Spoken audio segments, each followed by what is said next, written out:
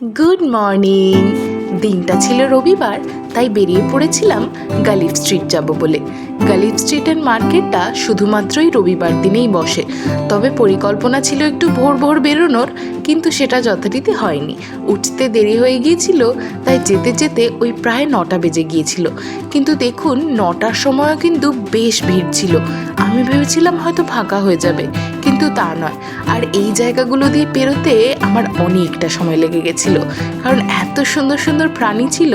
এইখানে ওনাকে আমি জিজ্ঞাসা করে নিচ্ছিলাম যে এটা কী জিনিস। উনি আমায় বললেন হ্যামস্টার।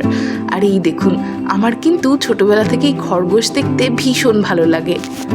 আমার কিন্তু এই লাল চোখ আর লাল কানওয়ালা খরগোশগুলো বেশ ভালো লাগে। আর মাছগুলো দেখুন কি সুন্দর রঙিন না।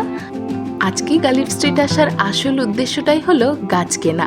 তবে গাছ কেনা ছেড়ে আমি বাকি সব কিছু দেখতে এত ব্যস্ত হয়ে গিয়েছিলাম। স্পেশালি এই মাছগুলো দেখুন কি সুন্দর লাগছে। এই জায়গাটা এসে আমি একেবারে থমকে গিয়েছিলাম। কেন বলুন তো, ওই যে দূরে গাছটা দেখতে পাচ্ছেন, আমি জিজ্ঞাসা করছিলাম ওইটা কি গাছ।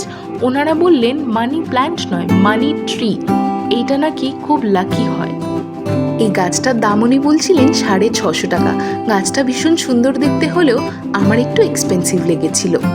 এখানে গাছ বাদেও গাছ পরিচর্যা করার বেশ অনেক কিছু পাওয়া যায়। প্লান্টার্স তো পাওয়া যায়। আমি একটু অবাক হয়ে গিয়েছিলাম এই পদ্ম ফুলের গাছটা দেখে, ভীষণ ভালো লাগলো। গালিফ স্ট্রিটের একটা বড় ব্লগ আমি আপলোড করেছি, তার লিঙ্কটা রিলেটেড ভিডিও সেকশনে রইল। আপনারা কিন্তু অবশ্যই দেখবেন আর আমার চ্যানেলটা সাবস্ক্রাইব করে দেবেন। টাটা।